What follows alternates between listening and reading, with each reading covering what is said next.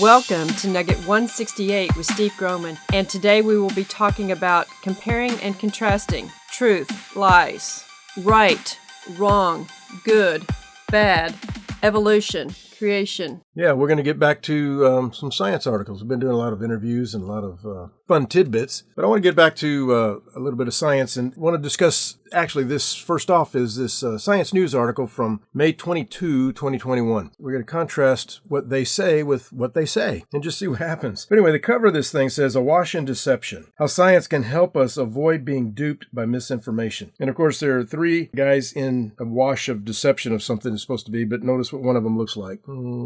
Wonder what that's supposed to be. A little subliminal hint there. But I want to just read some of the titles of some of these articles, and we will dissect some of these in future nuggets. Listen to what it says. Climate change may spark more Arctic lightning. Another one, muons may signal new physics. Experimental measurements could shake up standard model. Subtraction does not come naturally. People's notion that more is better may explain modern excess. Amazon is rooted in asteroid impact. Dino-killing bolide revamped region's tropical rainforest. What I want to say about these, just think of the way these things are worded and just ask yourself a question. If these things may do this, that, and another thing, or this is redoing what we thought we knew, then all the stuff that they're talking about was wrong.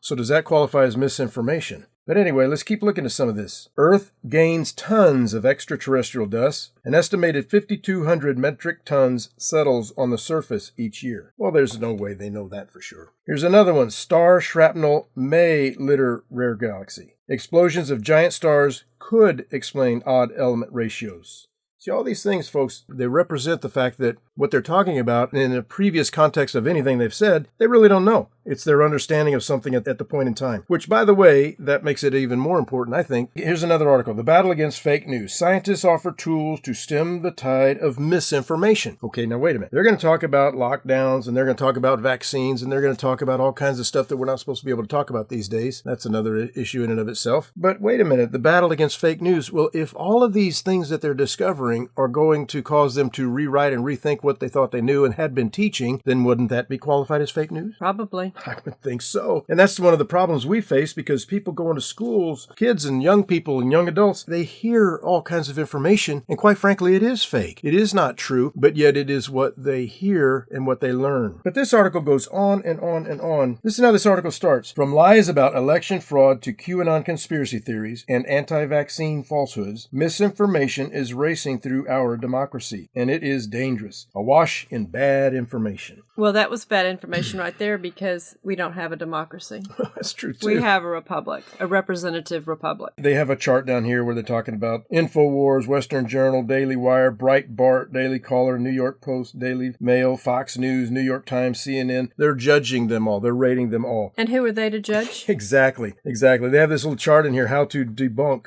And it talks about the News Literacy Project. But anyway. This is what? Science News? Yes, this is Science News, May 22, 2021. Why are they getting into social political issues? You know, the last several months, they have been big time into socio-political news. Well, actually, the last 4 years, but lately it has become rampant. And every publication is just half filled with this kind of thing, which has nothing to do with what they should be discussing. Right. None of that has anything to do with the scientific method. It seems that these magazines have become a political arm, not only of evolution, but of an agenda. An agenda. A broader agenda. It's always on had every an agenda. front. Yeah, every front that we typically think about. We have to have critical thinking about everything we hear and see. Yes, and we're going to go through some of these articles in future nuggets here in the next several days. Some of this information is just incredible. Vaccine hesitancy through the ages. Disease prevention with vaccines has had detractors since its earliest days. Well, let's hope so. Turning the page on climate change denial. Researchers are testing ways to counter evolving disinformation tactics. So now misinformation evolves? Disinformation, at least. I would say a lot of what's in these publications is disinformation. I would say a great deal of it is. Great deal of it. Only thy word is truth. truth. Here's a help. This will be good because they're advertising a new book. A new book offers a cure for common medical myths. Well, there you have it. All right, now that you have pointed all that out in this particular Science News article, I know that you want to jump to a Discover magazine. Yeah, we'll talk about, in the next nugget, we'll talk about June 2021, how to spot pseudoscience online and in your life. This is the front cover, fun ways to fight fake news. And then you're going to have an article on Journey to the Moon's Far Side. Well, that should be interesting. We will pick up with this dissection of truth, lies, good, bad, wrong, right in our next nugget.